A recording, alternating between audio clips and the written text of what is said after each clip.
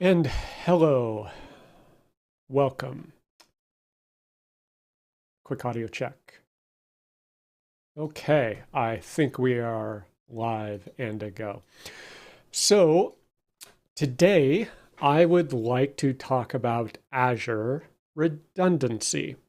I learned an important lesson over the last week and a half, and it was very educational, shall we say. So I thought I would share this lesson because if anyone else is like me, you are probably over reliant upon any Azure services that you may be using, and you probably are not taking adequate measures to have redundancy fault tolerance of your Azure services. You may be much more on the ball than I, but thought I would share this lesson just to let you put you on notice that you need to be careful. So, we've all heard of the cloud. It's this amazing thing comprised of someone else's server that you don't have to deal with. It's off premises. No boxes, no power supplies, no UPSs, no internet connectivity on-prem that you need to deal with. Software as a service isn't amazing. No maintenance, very cool. Automatic updates, I don't have to worry about this stuff. Automatic backups, reliability.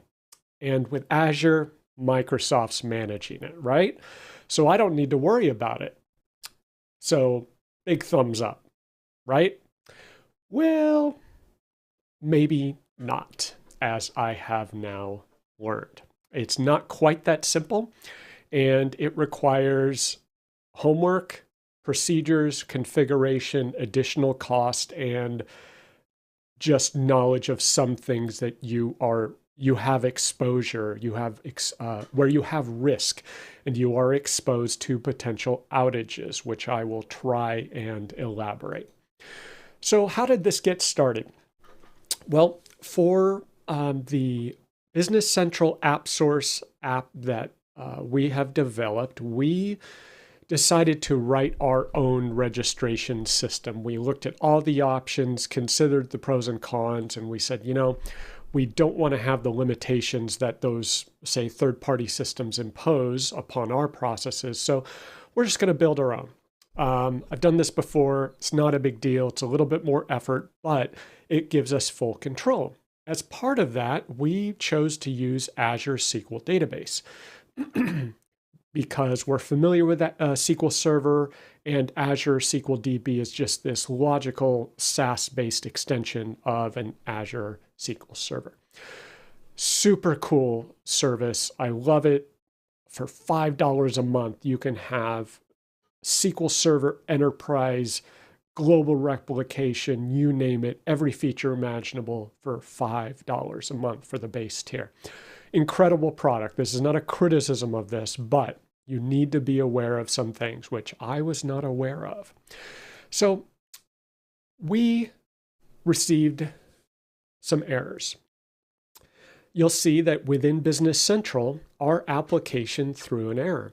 Registration information could not be submitted. SQL Server connection error. I then went into SQL Server Management Studio and tried to connect to my Azure SQL DB. Well, I got two different types of errors.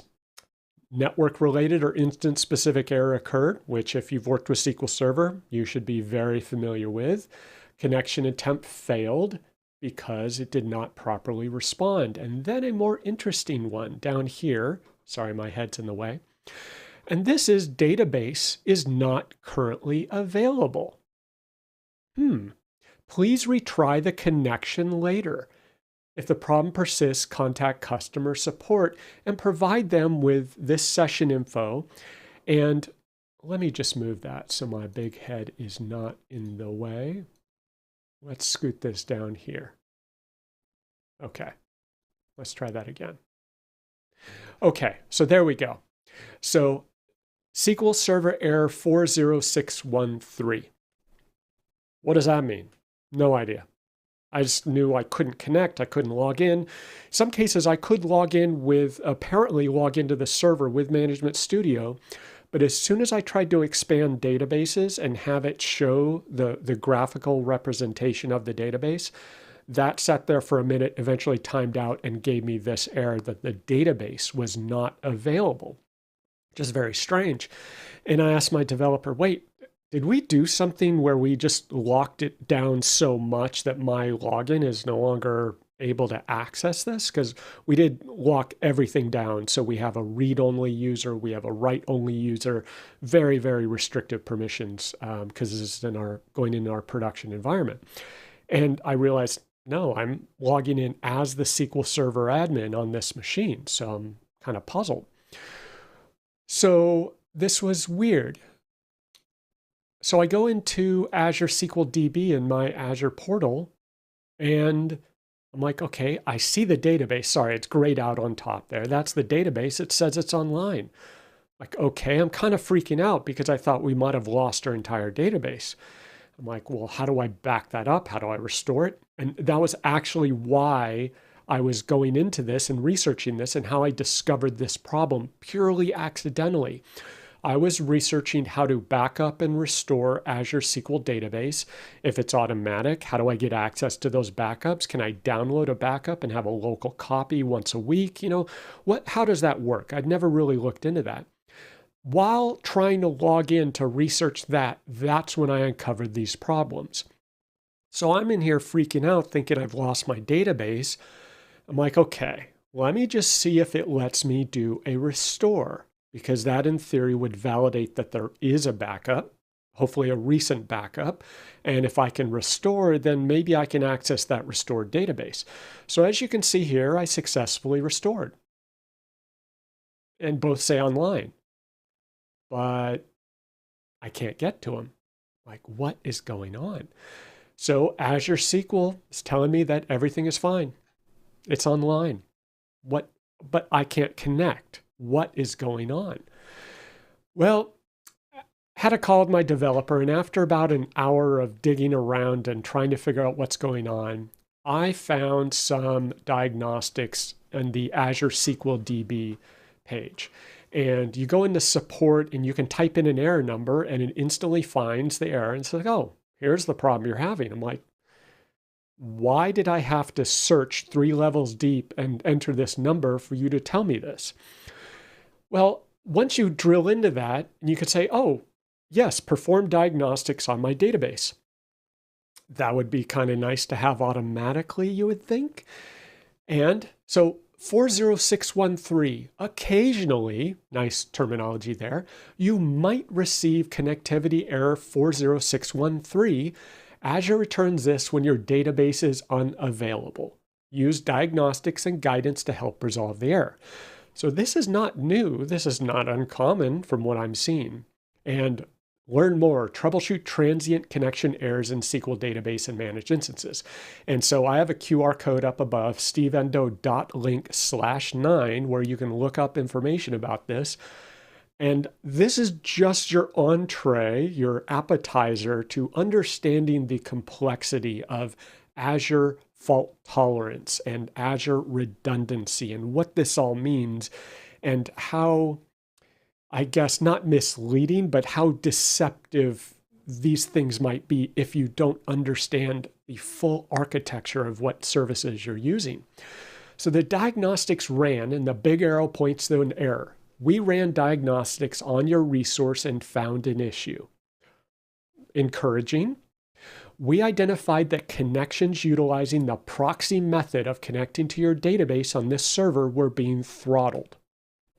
What? What does that even mean? By default, connections originating outside of the Azure network boundary will use the proxy method, which will be a shared common endpoint for connecting to databases in that region. Okay, this just like my brain is starting to comprehend what's going on here. If performance regressions are seen or heavy traffic from a client are seen, throttling can occur. So this diagnostic ran several times, same result every time, and it kind of indicated that this was an issue in the Azure environment. It wasn't clear to us that this was specific to our database or our server, but it was for our region. The entire central United States Azure SQL DB region was having apparently this issue. So then there's more information about proxy method 1433 connections, and there was this note in green right there. Clients within Azure use the redirect method for authentication. While establishing a connection, this method provides a redirect token to the client, which includes an endpoint of the database. So it will then use a dynamic SQL Server port instead of 1433. And you must have those ports open, but it's saying if this error is causing issues for your application workload, you can force all connections to your database using the redirect method to connect. Well, we tried that. Didn't work. We tried forcing redirect, but our SQL Server Management Studio connections were coming from outside the, what did they call it? The Azure boundary, the Azure network boundary, right? But Business Central, isn't Business Central within the Azure network boundary? Our Business Central application was having the same connectivity issues. So I don't know that these recommended steps and the proxy method, redirect method really matter. We were having connectivity issues to our Azure SQL Database. The Azure SQL Database thought it was fine. Azure SQL Database Services had no apparent errors. It was a connectivity issue to the central US region. So we're just like, okay, once we're seeing these clues, like, how do we work around this? So then on the call, on the fly, we figured out, I was aware of this functionality. I tested it, prototyped it for a conference presentation. So I kind of knew how this worked. So on the fly, I created a new server in the Eastern US region. I replicated my Azure SQL database to that Eastern US region. And then I created a failover group. So it linked my Central US server, my Eastern US server, created a failover group, and then I was able to fail over manually because Azure SQL DB is like, everything's fine. I don't know what your problem is. Everything is hunky-dory here. So we had to manually fail over. I'm kind of giving away the next step. But next step, learn how to do SQL failover groups with Azure SQL Database. So all done, right? Well, I've set read-write failover policy automatic. So we've configured our database group. We changed our SQL connection endpoint to our group1.databasewindows.net. Everything is great, right? And so continuing the meme tradition, failover will work now, right? Right? No. Why? Because Azure SQL Database is running fine. No errors detected or no service health issues in Azure SQL Database. What we're having is a network connectivity issue getting to the central US region. Some proxy server service or something is preventing us from connecting to our database. It's connecting to our server, not to our database, which I don't quite understand. So port issues, I don't know.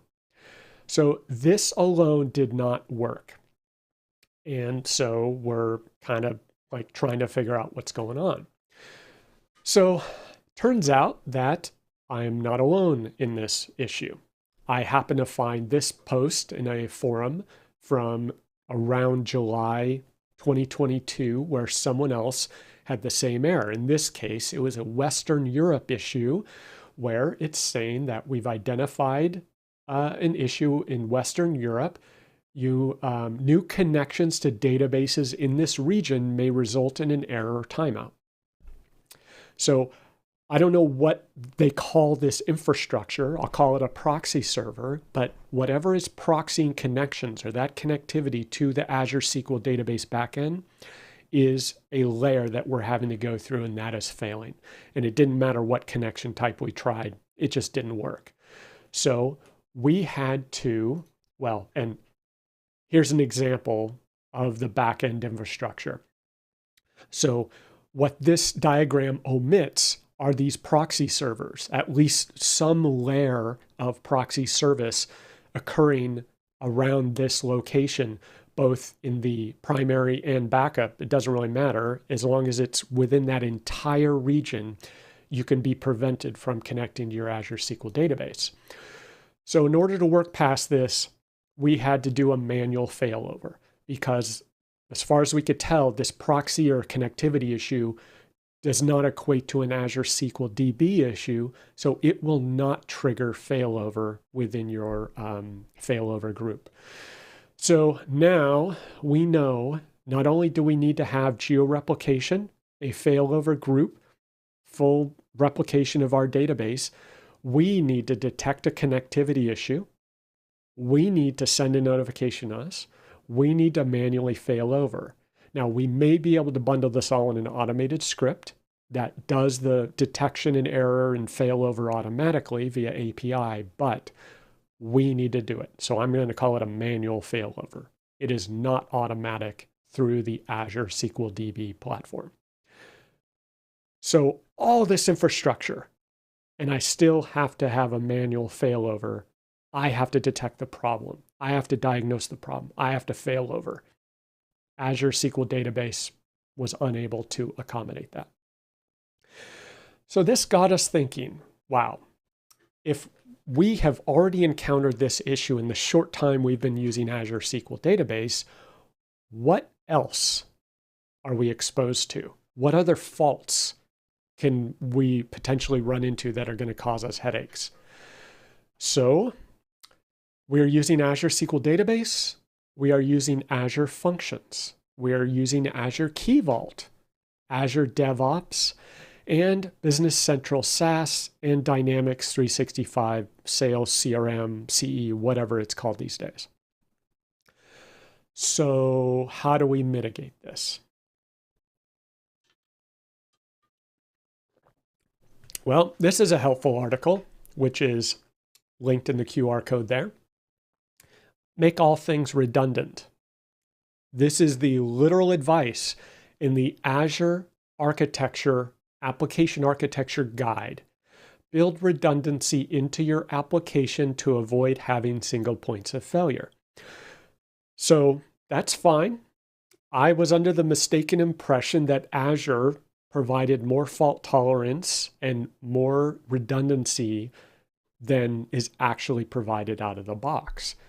And it turns out that Azure will provide you with some tools to allow you to take responsibility for your redundancy and fault tolerance and failover, but that is 100% on you for most services. And it talks about avoid having single points of failure. Easier said than done. And I'll try to make the case for that. Okay, so let's start with, we already talked about Azure SQL Database and what that took just to get connectivity working again. And by the way, turns out we fortunately had architected our application such that we did not require any code changes in order to switch over to the failover group for our Azure SQL Database. We made one configuration change and that got us back online within 2 hours. So we were pretty proud of that. It was a good test of our application architecture, and we were able to just switch over to the application failover group, point it to East Coast, to failover to US East Coast. We were back online immediately. And we tested failing back to Central US, didn't work, had to fail back to Eastern US, and it did work. So yeah, good times. So Azure Functions, let's talk about that. There is no native geo-replication or redundancy or failover as part of Azure Functions out of the box. Azure Functions run in a function app in a specific region. There's no built-in redundancy available, period. However, you can redundantly deploy the same functions to function apps in multiple regions. And 2 important points there. Redundantly deploy the same function to multiple places, and you should use multiple regions. Do not deploy two apps to the same central US region or Eastern US or Western Europe or whatever.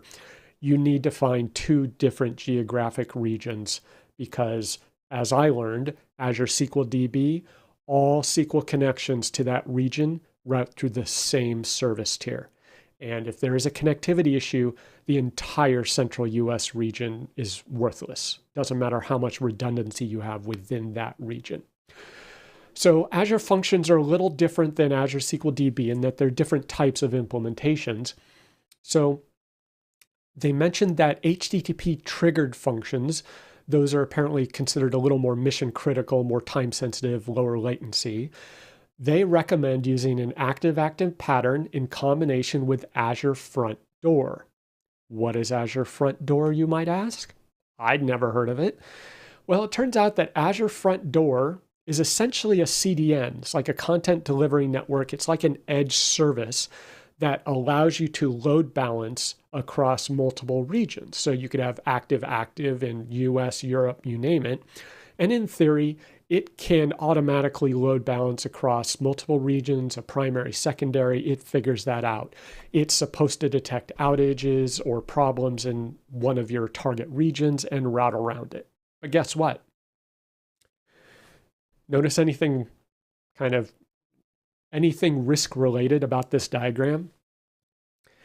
If you have redundant Azure functions in multiple regions and you use Azure Front Door, guess what becomes your single point of failure? Azure Front Door. And you can argue all day that Azure Front Door is this fault-tolerant, highly reliable, redundant, blah, blah, blah service. But as I saw, Azure SQL DB was down for us. And even the failover was useless to us. We had to manually fail over and get out of one region and force our connections to go to another region.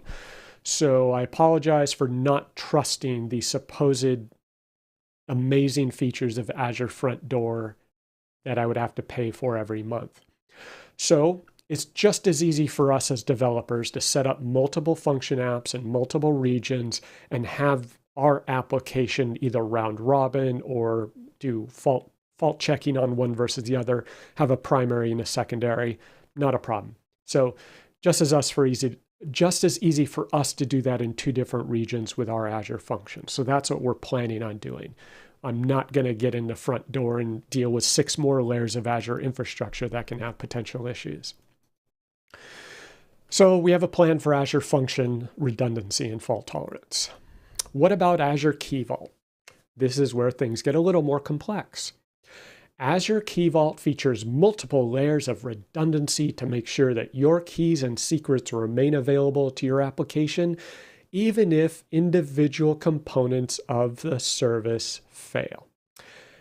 Guess how likely it is that I'm going to believe that statement at this point? The contents of your Key Vault are replicated within the region and to a secondary region at least 150 miles away, but within the same geography, which in theory is fine, to maintain high durability of your keys and secrets. Well, as I saw with Azure SQL, this only works if the failover is triggered. And if there's some obscure service layer that isn't quite working right for my region, my Key Vault, whatever, it may not trigger that redundancy. And guess what? Then I have no recourse because Azure Key Vault does not have, a design pattern like Azure Functions or Azure SQL DB. So we're trying to figure out how we could potentially mitigate an issue with Azure Key Vault. We can have a second Azure Key Vault in a second region, but that is actually more complex to try and connect to versus Azure Functions. For instance, if you have an AppSource app registered with Business Central, if that app uses Azure Key Vault, you must register that Azure Key Vault with Microsoft in order for them to do the connectivity and authentication to that. I don't know that we can do two. I need to look into that. So if we have a primary and secondary Key Vault, can our AppSource app hit both of those if we detect an outage or unable to connect to one? I just don't trust this supposed fault tolerance and failover to actually work when we need it. So a link up above here, stevendo.link/c to read more about that. So then there is Azure DevOps. Nothing. As far as I can tell, there is no feature, capability, reasonable means to have redundancy or failover for Azure DevOps. When you create an Azure DevOps organization, that organization is tied to a region. Looking into my environment, I'm unable to change the region for my DevOps organization. I see it there, and my understanding is I could potentially contact support in order to move from region A to region B, but I cannot change the region. And so if my DevOps organization is not accessible, I'm stuck. My developer and I discussed the possibility of, if region A is not available, or if our DevOps org in region A is not available, could we somehow replicate our DevOps on the fly as a contingency in a different region? We thought about it, and really messy, really difficult, requires a lot of setup. And so his idea is, well, assuming that it's not a long-term outage, we can just do everything locally. We can do local builds, local testing, local code signing, local, next minor, next major, just skip those. And we can do all of that with Docker to the extent possible. So we don't anticipate that being a critical issue. If there's a DevOps outage for a day or two, we'll probably be okay. At this point, we're not having critical daily releases that if DevOps went down, we would have a problem. I know other organizations do not have that luxury. So if there is an outage for an entire day, they're going to have some significant disruptions without DevOps, without pipelines, without builds and automated testing, right? For now, we can do all that manually. And easiest way to tell how much risk you have is to just find an architecture diagram of the service you're trying to use. So this is the diagram of DevOps built on Azure, trying to make you feel more comfortable and safe, as if that is some guarantee. And now when I see this, it's like, ooh, risk, errors, potential for outage, because it lists all of these services. Every single one of these services, and there are many things that are not included in these diagrams. An outage in any one of these, not even a full outage in any one. It just could be a connectivity issue, some little fault in between, connectivity, you name it, can cause an outage of the entire service. So what about Business Central? Not much we can do, right? Business Central SaaS, Business Central Online, we've seen outages before. So I'm kind of familiar with how this goes down.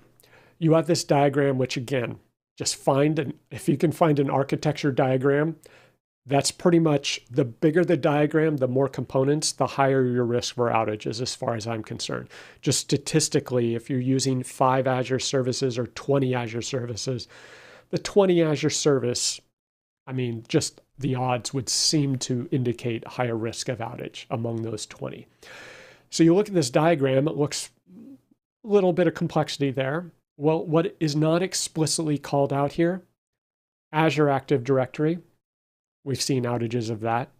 Take down Office, take down Business Central, take down CRM, you name it.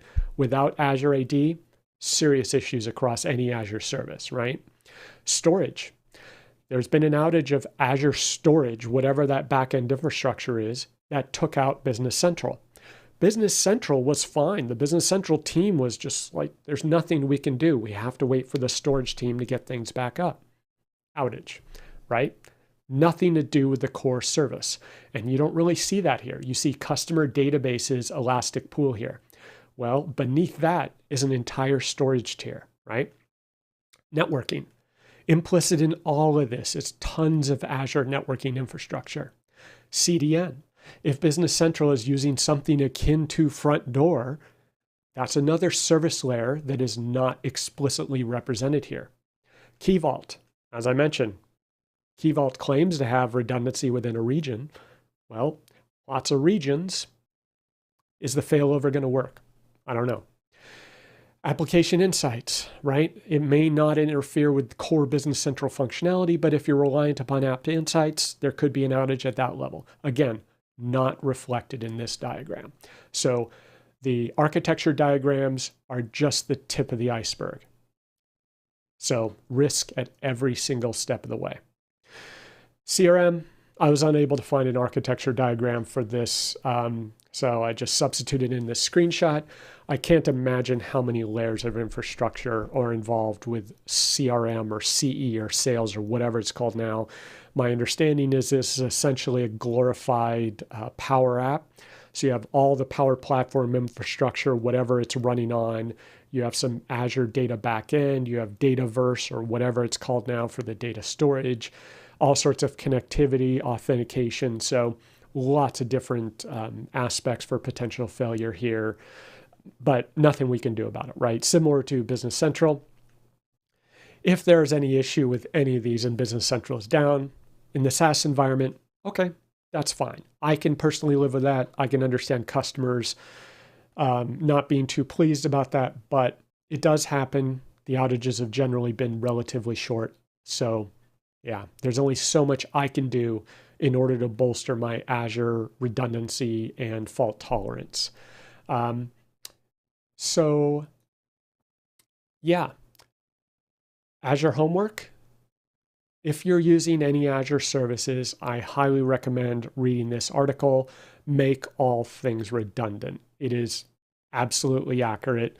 You cannot make any assumptions that any Azure service that you are using, one, has redundancy, has geo-replication, has failover, has fault tolerance, because even if it claims to have those features, it may not fail over in the way you would expect, depending on the failure or a failure cascade or a connectivity issue in your region. So you probably really need to take care of this yourself and make sure to test that redundancy.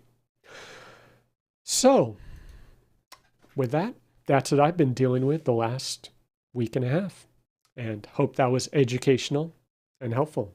Cheers.